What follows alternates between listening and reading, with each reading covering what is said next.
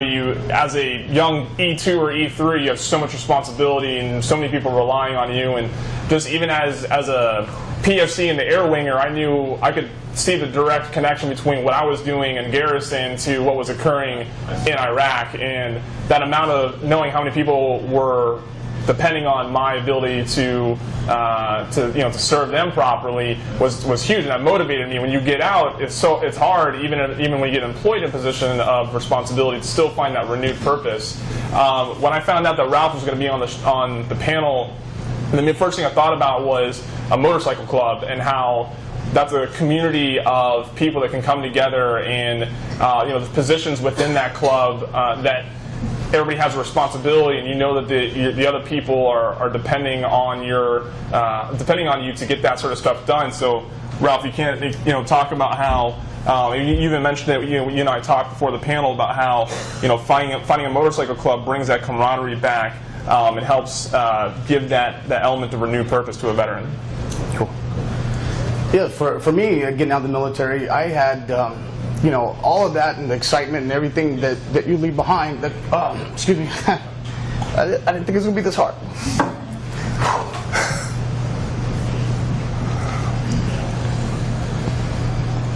You're amongst friends, you know that. So, excuse me, guys. But anyway, the camaraderie, the whole thing. When you unplug from that, you feel like there's no purpose. It's like you've lost your identity, and you got this, buddy. You got this.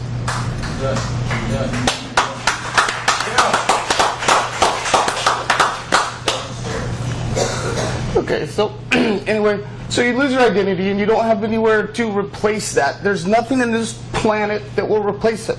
So for me, my journey, I found motorcycle clubs and I got involved with that. And I'm not saying that that's the answer. What I'm saying is there's a lot of places out there to fit in, and there's a lot of places to get the brotherhood and the camaraderie and the stuff that you've lost.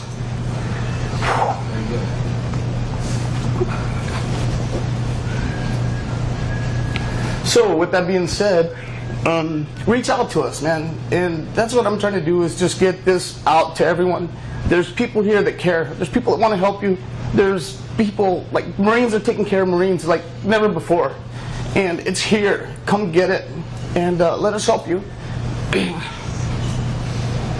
Sorry. You're right. So let us help you out. So for me, being an airline pilot, man, it's the most boring thing that I could ever imagine to come to do after being a Marine. I mean, it's like, okay, I sit here at 35,000 feet, which is pretty cool. I got a good job, pretty cool, pretty safe, pretty quiet. But you miss the noise, I guess. You miss the noise of it. You miss so much. So anyway, connect, look for us, man. We're out there trying to find you, trying to help you. Call us, call me, man. If you want to talk, call me. So there's so much more I have to say. I wish it wasn't so tough right now, but keep driving. I mean, Marines drive, man. Just keep driving. Don't give up. We're here. Thank you.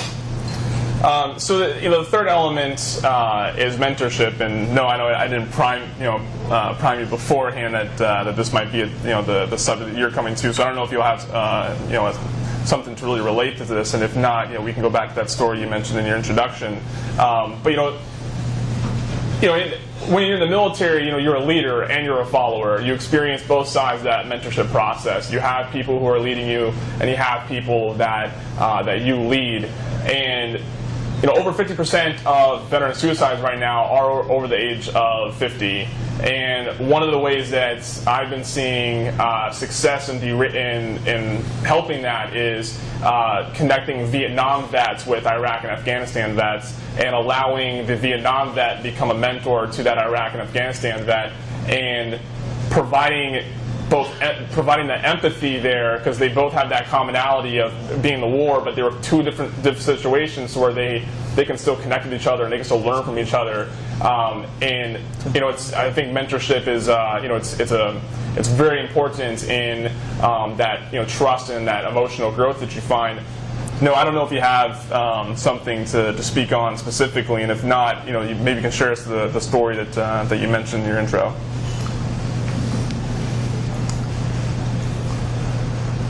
I'm not really sure which story you're referring to. Which one? About when you were talking about when Zach first invited you, and you weren't sure if you were the right fit, and you were calling back to past emotions. That story. Okay. Yeah, I never looked at myself like I was doing something that I would ever be considered a mentor, and I still don't. I've actually gone and talked to colleges and into their business programs, and I laugh beforehand because they sometimes they'll introduce me as CEO of a company, and to me that sounds ridiculous because I never set out to be a CEO or a president of a company. I really was doing something to help me and my buddies and a lot of other guys, and it just seemed like I was the only person that was willing to use my garage at the time to turn it into the warehouse. So it wasn't a position or a title or anything that I was seeking. It just seemed to be the end mean that we were looking for. And throughout this, I do get a lot of really nice messages from guys telling me all the time that and maybe they're struggling with something, whether it's combat or a disability or loss of love in their life, whatever it is. I do feel like I've had quite an experience with all of these things, and maybe that does make me somebody that people can I don't look up to is a wrong word, but maybe I can give them hope because I do. I have a lot of my own struggles, but I attempt to power through them, and maybe that does. I would hope that could open somebody else's eyes, and to see that whether it's combat or a disability or losing somebody that you love, that you can keep going on. And it was because of friends of mine, people like Zach Bell. Zach. This is the first time I've ever met Zach in person, and I actually feel like we're brothers, and I mean that more than just saying that he's a fellow Marine. The conversations that we've shared and the things that we've shared over the phone, he's helped me through things, and maybe I've helped him too. I don't know, but that's what I think this whole thing is about, and that's the circle that everybody needs. It's the friends. It's the Zach might not think so, but he could be a mentor to me too. And he really can. He does the things that he says and the experiences that he's had motivate me and empower me and actually keep me going on. And he'd probably say the same thing back. And but it's nice to have a unit like that, a brother. And we didn't serve together. We actually served years apart from each other, and lands apart from each other. But the missions were the same, and the things that are happening are the same, and our brothers that are doing this to themselves are the same. And I don't know if mentorship is something that I am a candidate to speak about, but I think what's interesting about mentorship, right, is it's a relationship you can have with someone without calling it that. I've had plenty of. I'm a loud person, I'm sure.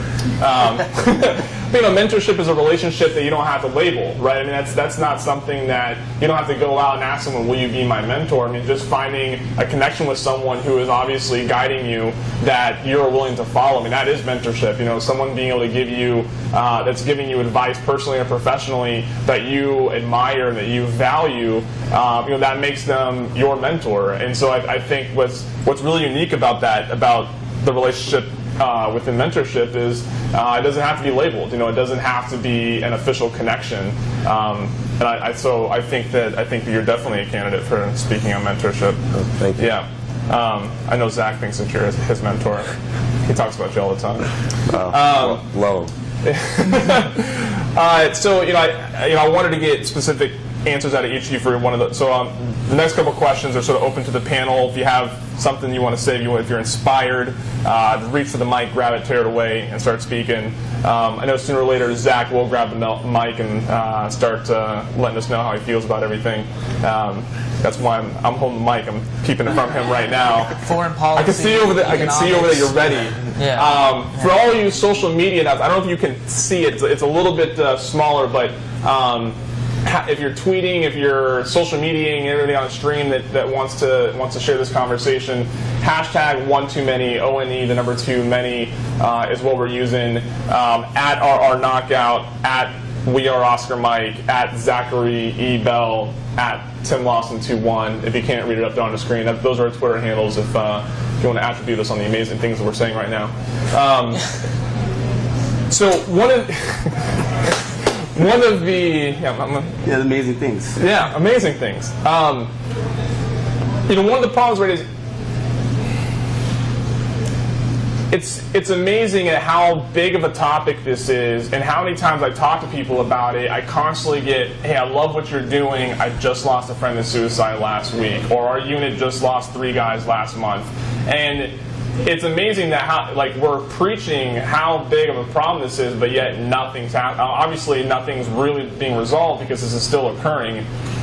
Part of that is because we're not having the right conversation about it. We're not opening up and connecting to these veterans. Does anybody want to lead the conversation or start with why that is? What needs to change either in the military culture or in American culture to be able to more easily have these conversations about emotional and mental health? Zach, do it. I know you're ready. So I think it's like a 2-part issue. One, mental health in general, it's a crazy idea to talk about how crazy you may or may not be, especially like admitting to yourself and just trying to understand that. Can I say one thing about that? Yeah. For Marines, we were not really qualified on this subject, obviously, because we joined the Marine Corps. So we just got a disclaimer on that. I like to put that out there for Just let everyone. me fly jets, you know. They wouldn't even let me touch a G.I. Joe, come to think of it. So No, it's weird. And to talk about it to where it's a point to where, like, you know what, I'm just not doing too hot is something. But I mean, it all comes down to like us talking to each other, and even as much as we all talk to each other, like I'd say probably 80, not even that, maybe half of it's like really what's happening. The other half is what's not happening. I could have spent every day for the rest of my life in the Marine Corps. I loved being a Marine. I loved being in the infantry. I had a squad of Marines, 15 guys that would do whatever I wanted, which was really cool. I had a way to solve all my problems in Afghanistan. I was really good at it. My wife thought I looked hot in uniform. That was a huge perk. And I could have done it forever, and she would have stayed with me and still always been by my side, but I just didn't want to walk away from her anymore. And so when you get out and you hear from all your friends, you want to talk to them, and they'll be like, "Oh, how's it going?" And it's kind of like quitting the band. Like you're John Lennon. Like the Beatles are going, and you're just like, "I'm out," and they don't want to talk to you anymore. They don't have anything to do about it. But it's just not being honest enough, because I drove to North Carolina this Friday because another one of my friends committed suicide. I have handed over a lot of folded flags. I've looked at a lot of moms and dads in the eye, and I've told them that I failed them and I couldn't bring their son home. But lately I don't ever feel like it's going to stop. I don't ever feel like there's enough that can be done. And sometimes it's just like, what else can I do? And it took me a while to realize this over the course of the weekend, was that it's not me. I'm not the one who can do enough. It's right. I can never do enough. It's all of us, because like we all have to just really kind of talk about it more and embrace the fact that like we're all different. Like I was 18. No, I wasn't 18. I was 18 when I enlisted. 20 when I became a father to my beautiful oldest daughter. 2 days later, I left for Afghanistan for 7 months. Like, who wouldn't be different? And that's not bad. It's a part of me, but it's not all that I am. And I mean, that's why I do this now, because every day I want to try to be the person that I wish had been there for me when I was at my darkest moments, which were really bad. And that's how I want to keep going and giving back. So.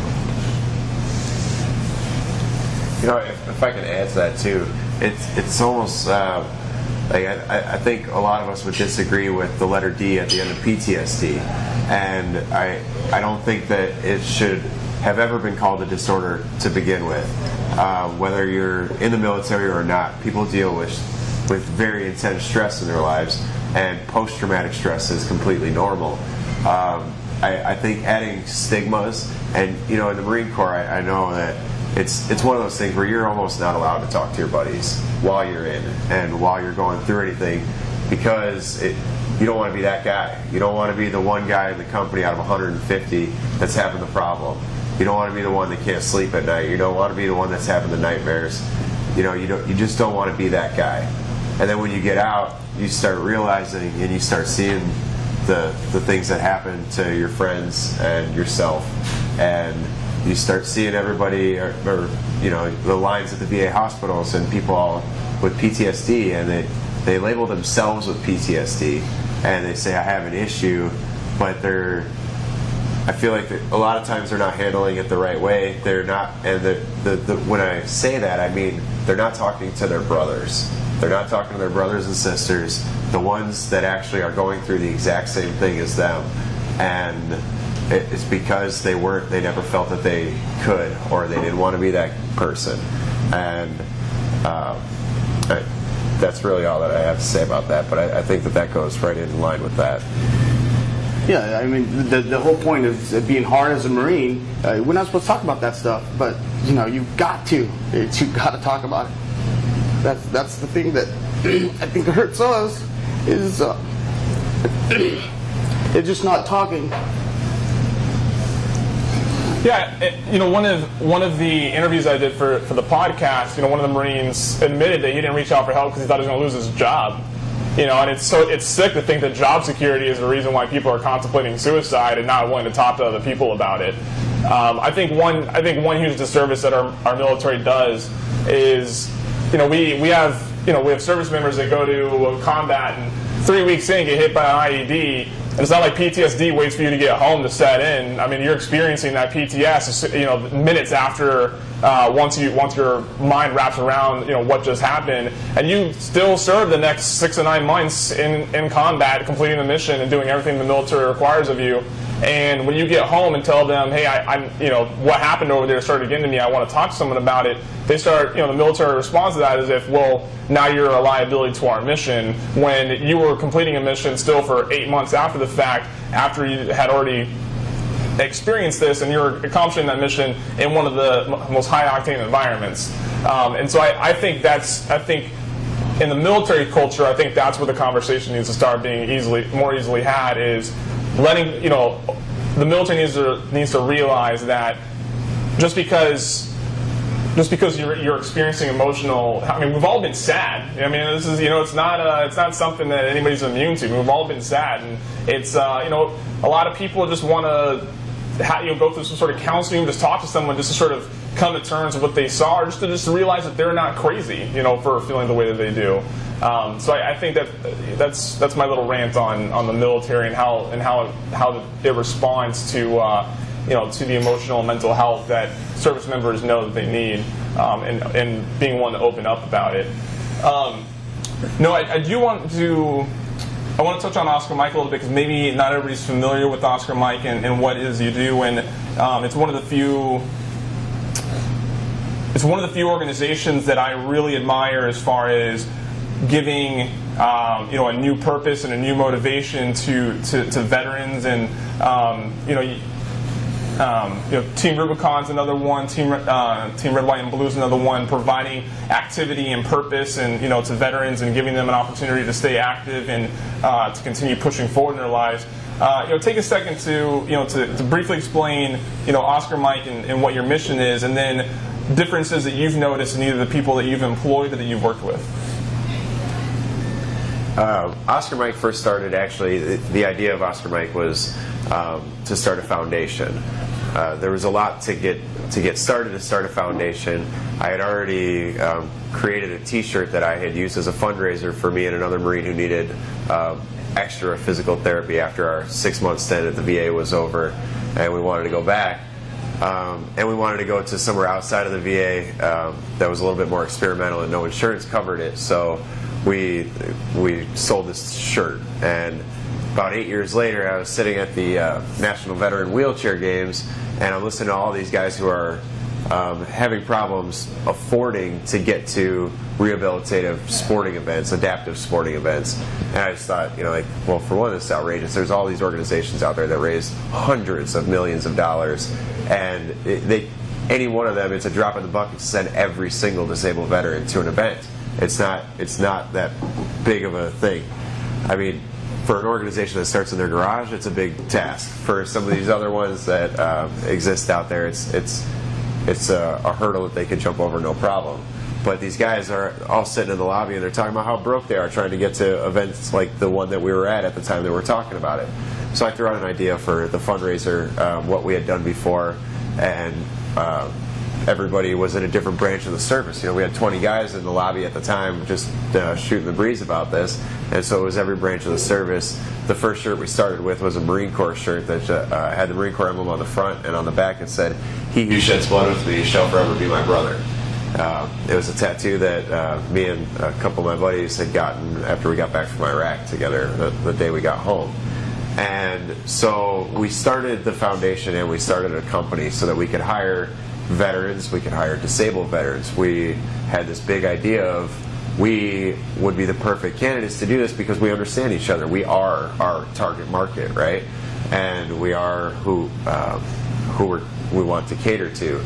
And so when I talk about Oscar Mike and I say the idea, Oscar Mike really is just an idea.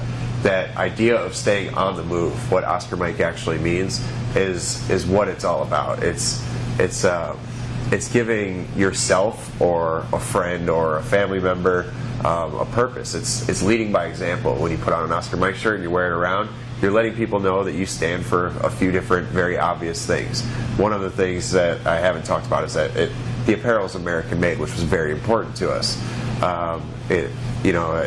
There's all sorts of statistics on how everything has been outsourced and there is no American made anymore. So that was just, that's one thing that doesn't really need to be in this conversation, but was one of the things that we thought was important to us when we started it. And the reason I mention it is because it's all about an idea.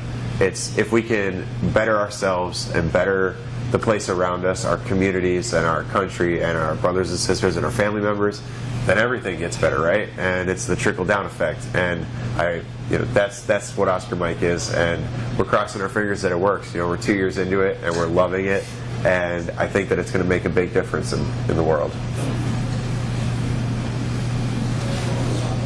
So I want to remind everybody, none of what you hear matters if you don't walk away with anything and have this conversation with somebody else. Granted, it's live streamed. There's going to be a video and all that, but really none of this conversation that we're having, that any other organization that's any conference, any panel, any program that you see on PBS, NPR, none of that stuff matters if we don't take it to our local communities, our families, our friends, and start having these same conversations and what are you doing over there? And making it easier to have this conversation with each other. 2.7 Iraq and Afghanistan veterans will be back in society by the time we pull out of Afghanistan. And that's just veterans of Iraq and Afghanistan war. That doesn't and so that disproves me. And there's at least another million of me running around there. There's a divide. There's a veteran-civilian divide that definitely needs to be bridged. There's definitely a divide that there needs to be a better understanding. When a civilian has a Afghanistan veteran as a neighbor and sees him coming back from war, there needs to be a way for them to be able to feel comfortable with opening up to that person and engaging with that person and not suffer from that problem of I don't know what they went through. I don't know what that was like. Who am I to talk to him? Like, I don't want to make it seem like I'm imposing on him or whatever it may be. So in that idea of civilian-veteran divide, I think it's really important when talking about veteran suicide, right? Is veteran suicide is suicide among veterans, but in the end, it's still suicide, right? I mean, that's the root problem here is suicide. So it's obviously something that is not that the civilian world's not immune to, obviously. So how does the military subculture and in the civilian sector, how do we bridge that gap, or maybe not even with a solution? What do you think that conversation starts? What are ways that's clearly that clearly benefits the veteran community? Anybody? Zach, I know you're thinking. I can see you over there. No, not really. I think what really needs to happen is an evolving of the conversation of what exactly it means to be a military veteran. If you look at World War II's generations of veterans, they were called the greatest generation our nation ever had. They shaped our country, they built industry, they did all these things, and they fought the axis of evil, and America won, right? We stepped up, they came in Pearl Harbor, and we wiped them off the face of the earth. That's amazing. But my generation of veterans is seen as just the guys who are talking about PTSD, who are not as strong, not as courageous, or not manly enough to just say, just button it up and keep going. No, it's not that at all, because my generation of veterans is the only all-volunteer fighting force in our nation's history, period. And that's pretty cool, last time I checked. So what it goes into is the fact of that people just have to ignore low-hanging fruit of the so-called association between military PTSD and violence, right? People think just because I've been to war that I'm an inherently violent person. That's not true at all. I know more about life, and all veterans do, than anybody who hasn't. I've seen mankind at its darkest moments, what they'll do to each other in the most horrendous ways, and what it means when that happens to you, when you're in that world. But I've also seen mankind at its finest moments, where you're racing to lay down your life for your brother because he's willing to do the same for you, and you don't want him to beat you to it. Right? There's nothing else like that. It's a true selflessness. And so, and people will be like, oh, he was in the Marines, he went to Afghanistan. I'm not going to dig a fighting hole in my front yard, with a pistol and hide out from my wife and kids sometimes when they're mean to me. That doesn't make any sense. I would dig in my backyard where nobody could see me. Cover and conceal. That'd be part 2. We'll go into that later. But well hydrated. Yeah. So yeah, that's the thing. It's not this tie. It's really weak, and it's just caught in the news like why would you want to tell anybody you're a veteran when you hear about the Fort Hood shooting? Why would you want to tell anybody you're a veteran when they're talking about suicide rates? Why would you tell anybody a veteran when the biggest thing out there is if you claim you have PTSD, your guns will be taken away, your house will be gone, all you'll have left is a shed. Fact. Well, I don't want to do that at all. So it's got to be a change of the conversation in the sense that we fear what we don't understand, so try and understand it. Knowledge is power. Read something on your own. Go out there and just try and take each person what they're worth. I get it. We're all 7 shades of crazy, and eventually we'll all buy the hat with the flare buttons on it, and tell them war stories at the PW. You're close. I know you got one. Yeah. I can't wait to get there too. I'm excited. But regardless, the point is that it's up to us, and nobody's going to do it for us. And we've done a lot together, and that's the only way we're going to make it through this.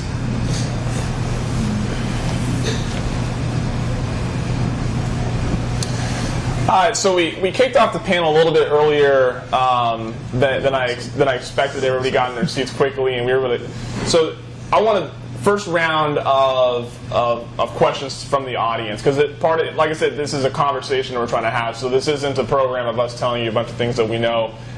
Clearly, there needs to be a conversation at our level, and that comes with as much engagement as possible. So Does this can this reach into the It's audience? probably come out after to where I. Does anybody have anybody want to engage with any of the panelists? Any topics or questions that you want us to touch on from our perspective or opinion?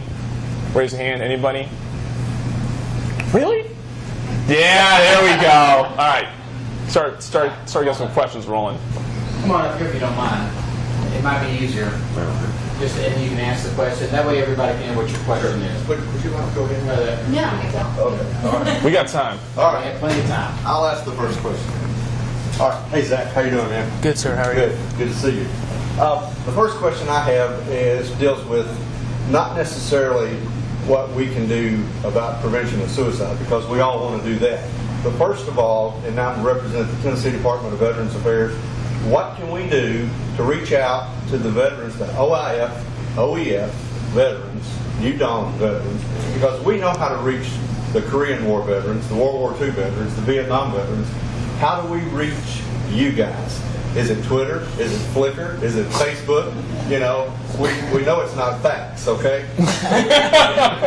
that's one of the biggest obstacles that we have in our department, is to try to reach you guys, because you need help. You've got benefits that you've earned, and we want to make sure you're aware of those benefits, and we want to help you every way that we can. So that's my question. What's the best way to connect and to communicate with your generation? I definitely want to start on this question. So it's a really great question, right? Because this oddly actually ties in with the idea of mentorship, and that, like, looking up to someone for help. Our generation has a really bad taste in our mouth about the Veterans Affairs, right? The VA is not where we want to go for help. We're trying to do everything we can to not have to engage with the VA. I know guys that the only reason they engage with the VA is for education benefits, and they even hate doing that. And so I think it's getting onto the platforms and into the organizations that our generation is looking up to, getting involved with organizations like Team Rubicon, like Oscar Mike, like Veteran Empire, a lot of these veteran-focused and veteran-run organizations that our generation can empathize with more, and that can relate to, and either partnering with them and getting a message through them, because the Duffel blog, Terminal Lance, those would be great. They have hundreds of thousands of followers. I mean, Congress reads the Duffel blog. There's got to be ways to partner with these outlets. Let me tell you, Flickr. No one uses Flickr. But I'm surprised you knew what that was. I've seen it on website. I think your website actually has a link to Flickr. It does. But, and I think that's where you start. I think that's where that's how you connect with our generation, is getting through to the organizations that we're involved with, because those organizations understand us better. And even if you're not acting on behalf of Veterans Affairs, even if it's a message that's told by those organizations to their followers, the information's still getting there, and the material that they need about their benefits is still getting to them, and overall being effective. Yeah, and the media. The media is the quickest way to get to the masses, and that's kind of my role, and that's what I'm trying to do, is use the platform to get to the masses, to continue this. And I've got several different programs in play to get this type of attention to the organizations, because still, your organization is not talking to his isn't talking to his, but we have all these resources, we have people who want to help, we're still not putting them together. It's like there's no central command, we just haven't figured that out yet. So that's kind of my mission, is to use the media, use the platform to get everybody at the same space. I mean, I remember we used to do CAX build-ups and stuff, and we did that stuff with the Air Force and the Army, but we never talked to them. And like, we kind of found out that shit doesn't work. Excuse me, but it doesn't work. So we got to start communicating. Well, all right, we're going first. Nope, we're here. We're right beside you. Nope, we're going first. There's just problems with that. So we still have that on just a societal basis, that we need to get a central command and get everyone putting into the same pot, so we can get out the resources to everyone. As far as the VA goes, I think that it's great as acting as a central hub. There are a million organizations that are under the VA's umbrella. It's just that the VA isn't really associated or related with the other organizations. The VA is the machine behind everything, you know, and a lot of times, I mean, the VA actually helped me get Oscar Mike started, but then after they helped me get Oscar Mike started, I haven't heard a word or a sentence ever since, you know, and that's kind of a problem, especially when you talk about OIF and OEF vets, because the VA is not cool. It is not relevant. It is not looked at greatly in the media right now, even though I love the VA, and I don't know where I would be without the VA.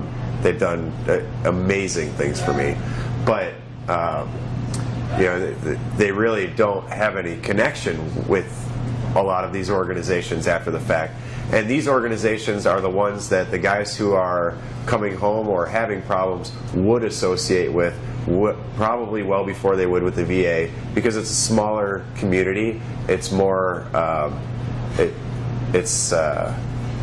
more of a peer group, which I think is probably the most important part of that. You know, if it's a peer and it's not somebody who's maybe, you know, looking at you and telling you what the solution for your problems needs to be, and it's more of you know, like with Oscar Mike, it's more of an inclusion thing. You know, you become Oscar Mike, you become a team member, you become, you know, whatever it is, which you can never get through the VA, which I think would also really help on this topic specifically of veteran suicide. I think it's the best way I can try to explain it is, like, I always say that when you're in the military, like, PTSD isn't a real problem, because when you're surrounded by the same type of crazy, like, it seems normal, right? You know, like, it was normal to be like, hey man, you know, did this, that, and other thing, because they were there. You know, like, we have this culture and develops, and, you know, it's not just on, you know, the service member. My wife would always, like, connect all the dots, and it was really awesome to see how she would stay connected with all the wives and girlfriends and spouses, significant others, and had this, like, unit running, and there was this huge network to where, like, I remember before, each time we came home about 2 months out, they would, like, go over to, they'd rotate, like, which house they would go to, and one would cook a meal and one would do that, and it was like their little unit. And so I was like, man, I picked a really good one. I don't know how I did that, but it was awesome, because, like, that's the thing that we're missing so much. Like, when you come back home, you know, wherever it is, like, we were in Camp Lejeune, North Carolina, right? It's on the East Coast, and everybody's scattered to the winds. And there's not, like, a sign that says, like, Marines here, or, you know, veterans this way. It's not like that. And so what I feel is the biggest thing that we're trying to develop at Courage Beyond is, like, making a group and, like, a new unit, a new place to call home, because, you know, it doesn't matter if, you know, nobody's going to, like, think of, like, I'm going to call a doctor, I'm not feeling good, or a psychologist, whatever. You're going to call your friends, your brothers, your relatives, you know, people who understand you. And I think it needs to be brought up to a bigger emphasis of the fact of that, like, we've been through so much together, we can get past this as well, but we have to come together as one. Like, just building that new home-based unit right where you're at, because that'll be the way things will stop, is when you have a brother there or somebody else who knows what it's like to be in freshman English with a whole bunch of 18-year-olds, and, you know, trying to figure out what MLA format is and how many diapers to get on the way home, and just thinking, you know what, Afghanistan was so much easier a few months ago, but, you know, it's hard to relate to. Can't relate to your fellow freshman 18-year-old student. But yeah, we just need to build a better community and a network. So. Yeah, and also the American public, I mean, this isn't really a cool subject, you know, because we've tried a lot of different platforms to get the media to pick this up as far as entertainment, to where it includes this kind of subjects to where people watch it. But no one wants to touch the subjects. No one does. It's not popular. So I think, you know, Zach's right. We just got to build our communities out, but we need to have a central command. We need to have one place where everyone sends their, you know, they bounce stuff off of. And I think that's kind of the solution to this. Is it takes the community to do it, build it grassroots, build your foundation in your own community. But we need somewhere to plug that foundation that's built, you know, so we can start stacking bricks. I agree with everything that was just said. Next question. There was 5 hands earlier. There we go.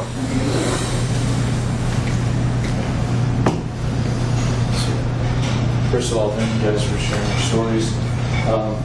I'm on annual training right now with the Army. I'm a reservist. I'm a behavioral health officer. But I coincidentally work at the U.S. Department of Veterans Affairs. thanks for your service, Secretary Shinseki. But my question is this. Is there something, I'm an Iraq and Afghanistan care coordinator, so you've met people like me in some capacities. Is there a way the VA could make it relevant? Where, you're right, it's a scattered network throughout the country. Could there be a Marine casual encounter during the week? Could there be an Army group that meets casually in a medical facility, God forbid? But is there a way to take this network of thousands of facilities throughout the country, outpatient clinics, vet centers, CBOCs, medical centers, and partner with your dynamic organizations to really create a hub where your brothers come together? Is that possible? And if so, what does that look like, where we can reinvent American communities? That's it. Come around this way. Oh, sorry. Yeah. I'm letting you take a lead on this one. Can we get this? Yeah. All right. I don't know if it's really about creating that. It's about supporting the other organizations. I think there can be a central command, there can be a hub, but it's really just that. All right. For instance, non-for-profits are just like corporations. They compete with each other. One of the things that made me, love what Zach was saying. We agreed 100% in our first conversation. He works for one service organization, I work with another, and we instantly bonded and said there is no divide here. Which competition amongst organizations, when it comes to service organizations, if you want to stop stuff like this, and if you want to create a network, there is no competition. And if when an organization thinks that there's competition when it comes to raising awareness or money for veterans and programs that exist, they're already wrong, from right off the get-go. So I would say it's supporting one another and to stop looking at things as if they were competition. Not that the VA has it all, that's a whole different monster. But I'm just saying, as far as all those thousands of organizations that exist and that central hub, it doesn't actually have to be a physical central hub. It has to be a cohesion of all of these people, at least an acceptance that you're there and not a competition. One organization, Courage Beyond, does something slightly different than Oscar Mike. And all the other organizations that exist, but we gotta give each other our pats on the back and give shout outs to each other and say, hey, if you have this problem, if you have a physical disability, maybe you should reach out to Oscar Mike. If you're having a problem with PTSD or mental health, maybe you should reach out to Courage Beyond. Maybe you should reach out to these organizations instead of trying to keep that all internal and look at other organizations as if they were competition. And if you can improve that network somehow, I think that you're on the right track a little bit. So what I do is I'm the outreach specialist for Courage Beyond. And what we do is we provide free to low-cost mental health services nationwide to all military members and our families, with online support groups, in-person support groups, spousal retreats, where we take people who've been so selfless for so long and teach them how to be a little bit selfish and to reignite that sense of self. And we do face-to-face counseling nationwide. If you call our appointment line, our average first initial appointment is about 72 hours. Killing it, right? Just no, that's not, hours aren't really associated with, veterans and medical stuff unless it's, no, it's not. But like we do mental health services, right? That's something I know and what we own, right? I do not know how to design a shirt, right? And that was one of the first things he said is like, I'm not going to design shirts. You're not going to, try and reinvent the mental health services. And he's like, no, not today at least, right? And so it's the competition that kind of, stops people from going, because you have to own like what you're good at and just, this is a resource, this is, it's my lane, but we can work together. There's a lot of that. But also to meet the veterans where they're at, it's the hospital, the traditional structure, all that stuff, it kind of terrifies me a little bit. I'm sure not everybody wants to go there. But like, I have this ideas of like, what do my people like? What do Marines like? Well, they like food and they like beer. Honestly, that's just it. And so why do we like that? Because I had so many good memories of, all my my friends coming over, to which my daughters call uncles, you know, which will be great when they start dating, having a whole squad of Marines out there. You know, but we were this family, we were this unit, and we're just having a good time and enjoying each other. So why not meet the people where they're at? Do that same thing. Like, I have this idea that if you trick people into doing therapy, they'll start doing it. Like, you lead a horse to water type thing. Like all of us, if you just put a whole bunch of vets in the room, like, we will not talk to each other at first, but then it's like, I don't know, magnetism or something. We'll start pulling towards each other because, like, you can recognize it, and then, you know, we'll end up starting to relate to each other, and we'll have friends, and we'll know, like, how I knew Moose was a vet. You know, he doesn't say that he was, like, lifting everything that day, and I was slightly scared of him in the gym. We just connected because, like, he knew it and I knew it, and it's really cool, and he's a great mentor to me. He's helped me out immensely. But that's the thing, is, like, we just have to come together and have to, I think, outside the box and not traditional, like, hospital type setting. I mean, that's my idea, at least. Also, Zach, that, you know, we're Marines talking about this, but this is an entire veteran problem. So the other thing, like breaking down the boundaries between the competition of, you know, the different organizations, we got to break down the barriers between the Army guys and the Air Force guys and the whole thing. It's like, hey man, we're here helping veterans. We're trying to help everyone and everyone involved. So take that it's all of us, not just Marines.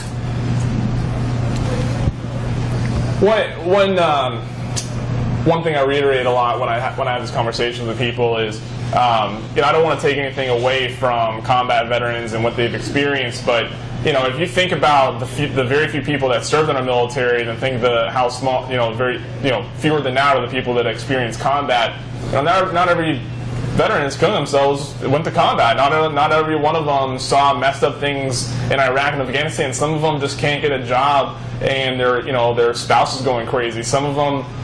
You know, I've talked to a couple of Marines that had pre-military experiences that just came back to haunt them during their service, but because now they're in the service, they can't talk about it. Even though it's not service related, it's still adversely going to affect their career because they're serving, and it's an emotional mental health issue. So I think that's another bridge or another wall we have to break down. Is it isn't just combat PTSD and the rest. It's all.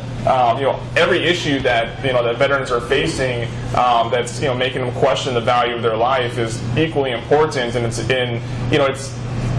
it's saddening how many people I talk to and they're like, well, I don't want to bring it up because there's so many people that have it worse than I do, right? And that's the wrong mindset to have it, because even if they do have it worse than you do, they may not be taking it as hard as you are.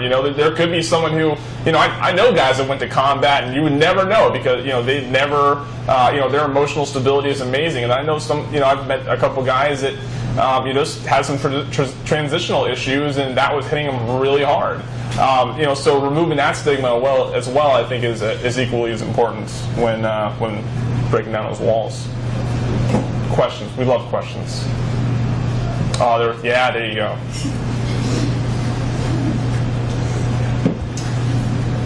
So, Tim, I think you said earlier that, and Ralph also reiterated how strong Marines are and how you all want to stick together and be tough.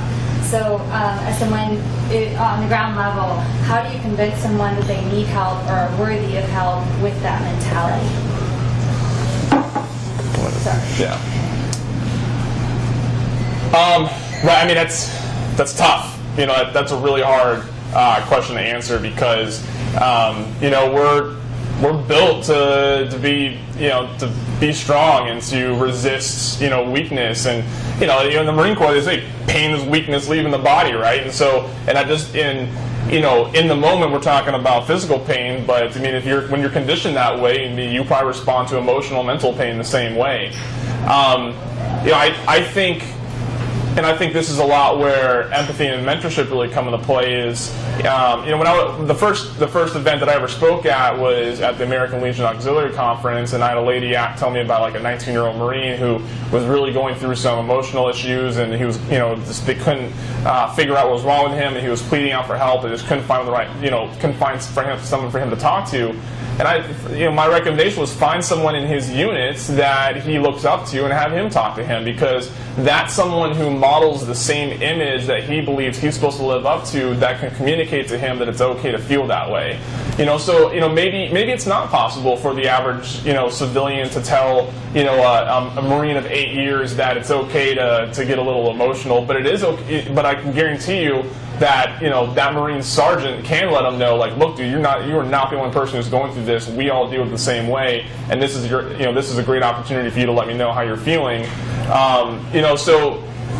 The other guys may have more to add on to that, but I think maybe when that starts becoming difficult, maybe it doesn't have to be another Marine, doesn't have to be another same branch, but someone who's been living up to that same image of not being weak and connecting them with that person, and letting and then they can relate to them that it's okay to feel this way.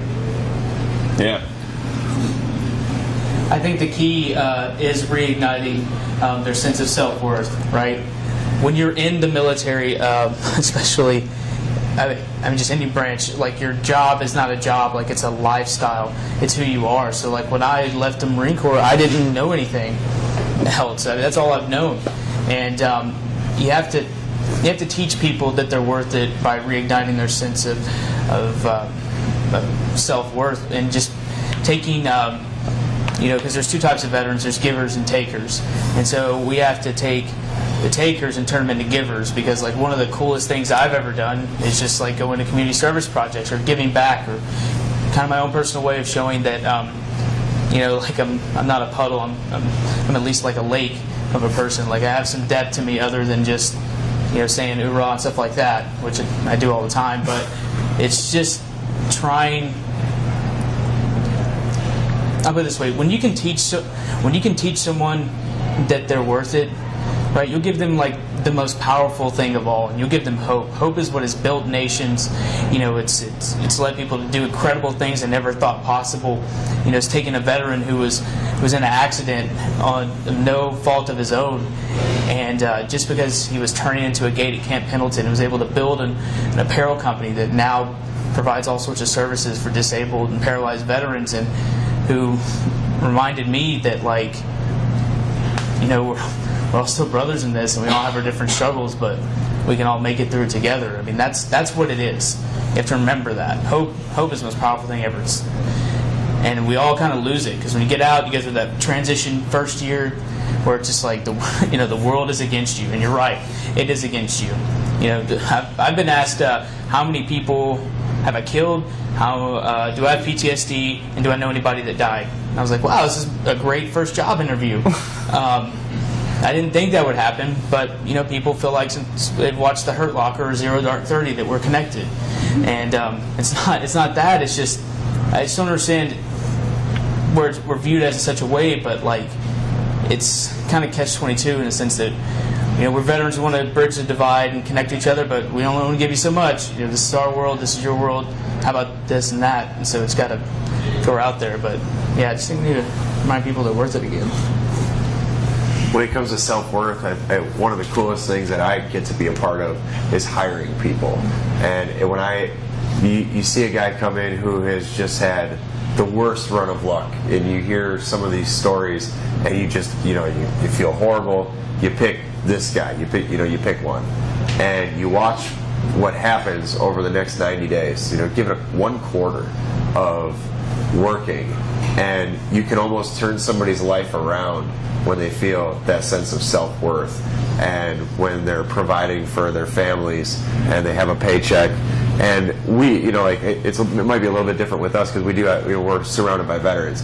But even if we can't get a veteran a job, because we don't, we are a small team in a small company still, but we'll take volunteers, and they see what's happening in there, and they see, like, for instance, we make these things called lifelines. They're made out of paracord bracelets, or paracord, and it's 550 cord, and sometimes a veteran will come in and he'll see guys making them at the table, and he's like, oh man, I used to make those out in the field.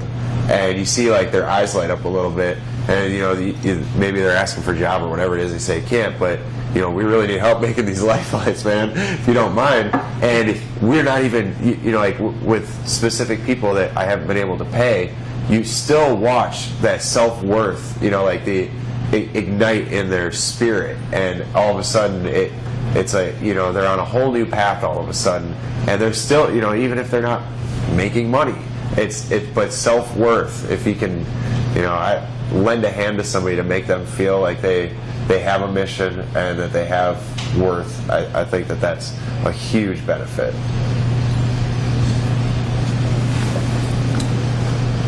Are there any more questions?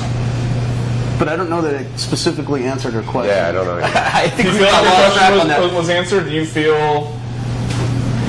I think just getting them. I think just getting them around other people that have the same thing, just the same things going on. I think that's the quickest way, because I know they don't want to listen.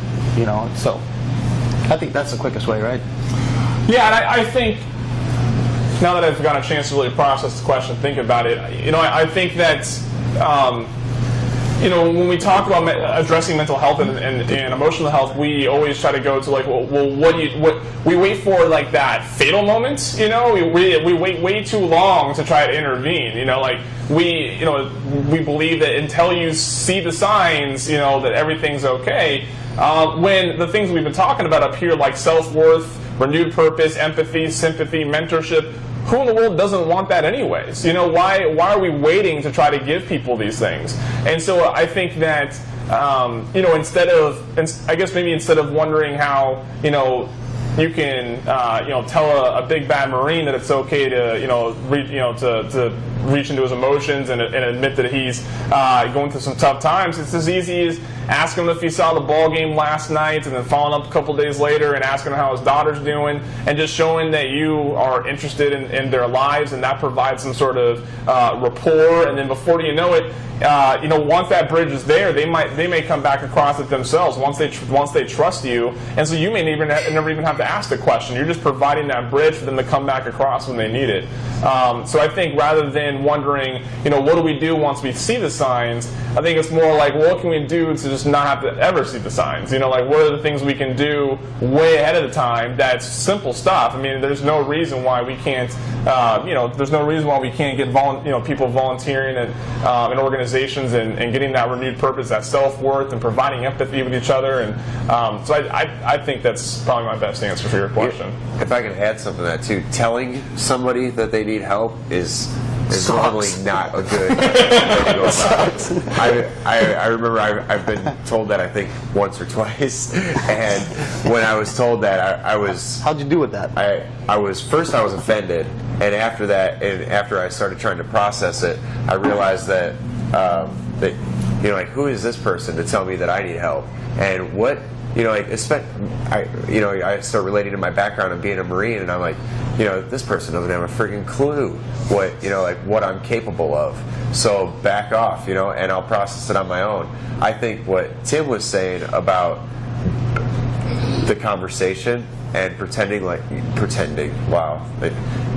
being interested in that person, whether you know them or not, you know, that's the biggest thing. And definitely don't pretend when you're doing it.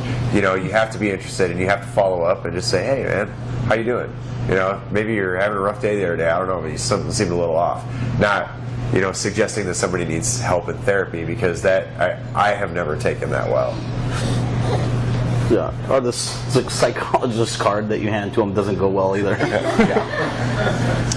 So we have a question from the feed.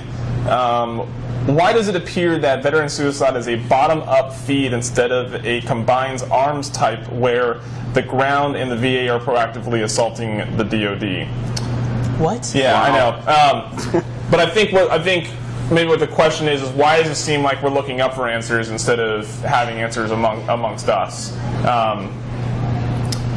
I think that's a political question. IVA, you know, doing a lot of legislature work. You know, there's a lot of efforts to move up and look towards, you know, work towards Congress and the higher levels of VA for solutions. Why do you think that's occurring more than what you and I are doing right now, what we're doing right here in having this conversation amongst us? Why do you think we're looking up versus looking around us?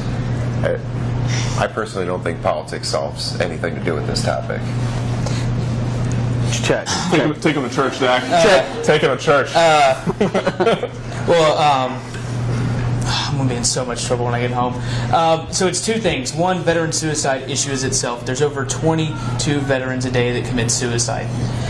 The majority of them, 69%, are 50 and older, right?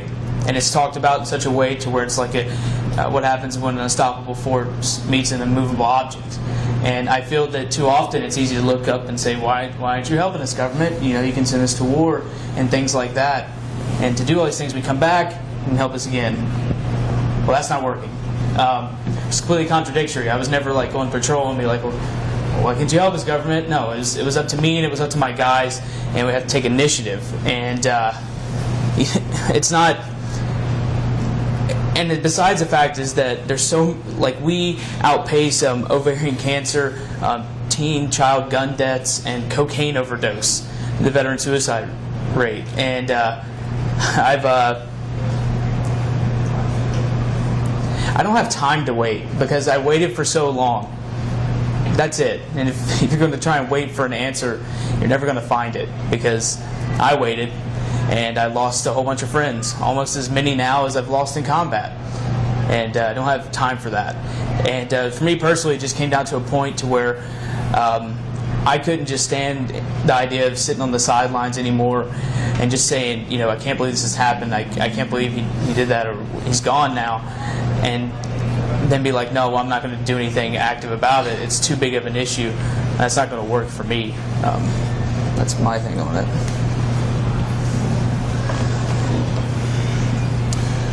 So we've been talking for just over an hour now, and you know, I think unless anybody has any pending questions, I think it's a perfect time to wrap up. And I want to read a tweet that has come through from someone who's watching the feed that I think best summarizes what's occurring right now and the importance of it. This type of honesty and vulnerability in public is what sparks conversations that save lives. And I think that's exactly what's occurring right now, and I think everybody would agree that that's the power behind I mean, there's only like, what, 20, 25 of us in this, 30 of us, I'm not good at math. Shapes and colors is more my thing. But, you know, there's a small number of us here in this room, but, you know, that doesn't take away from the power that, you know, that this conversation has had. And I can only hope that, you know, a few of you will be able to take this conversation and be able to bring it to your organizations and spark other ideas of way of reaching the veterans and anybody else that's obviously suffering from mental and health issues. So I'll let Moose take us home. This was powerful. It was powerful for me. I watched the room. I shed some tears with Ralph. This hits home. It hits home for me. It brought back memories that I had not thought about in a long time. I do want to say, in wrapping up, these guys are going to be around. We actually had the ability to have dinner with any of these our panelists, and we're trying to raise money, so we suggested $250 if we wanted to have dinner, and that would with any of the panelists, and that would take care of the dinners, and we get a little money that we left over that we can put towards the projects. I know everybody's brought a little something to the table. I know that Noah and Mark and Mary brought some T-shirts. More importantly, to show what I actually bought one, which they will sell you. They just want to show you what they do and how they promote and make money. Tim has got some challenge coins. The challenge coins, which if you don't know what that is, I've got my one too many coin that he afforded to me because I helped put this project together, and I really appreciate that. A challenge coin, by the way, in the service, if you didn't have your challenge coin in your pocket when somebody pulled their challenge coin out, that meant you had to buy the rounds. So that was the way it was done. And, I didn't buy many rounds. I always kept my challenge coins with me. And Zach is with Courage Beyond. I would encourage you to talk to any of them. They all have unique missions. We're all brothers in this, and we blend. One's not more competitive than the other. They're all doing great things. And Ralph, who builds motorcycles, he is an airline pilot, but his passion is knockout, and then what he does with the vets. So everybody has a story to tell. They're here for you. I've encouraged you to go up and meet each one of them individually. I want to thank you personally for coming. This is, as Zach said, they won't sleep well tonight. I can tell you that right now. You just sucked some life out of them, but it's good because it's healthy and it's important.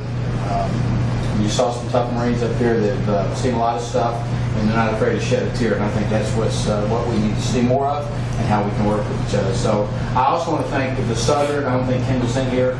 Tom Morales for giving up the room. I think that was just, Tom is one of the more successful restaurateurs in Nashville. He didn't have to do this. Bobby Brantley gave us the platform to use. It's just a lot of people that went in to make this happen. So I just want to thank everybody. And I want to thank these guys. And I want to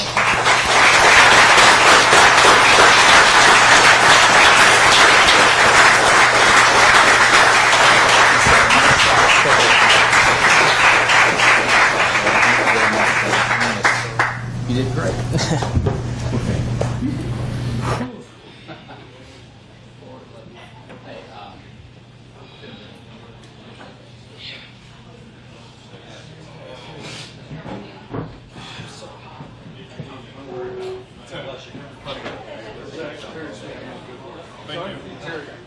Absolutely. You want yes, I do.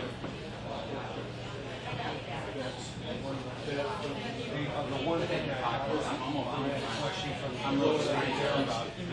I'm excited.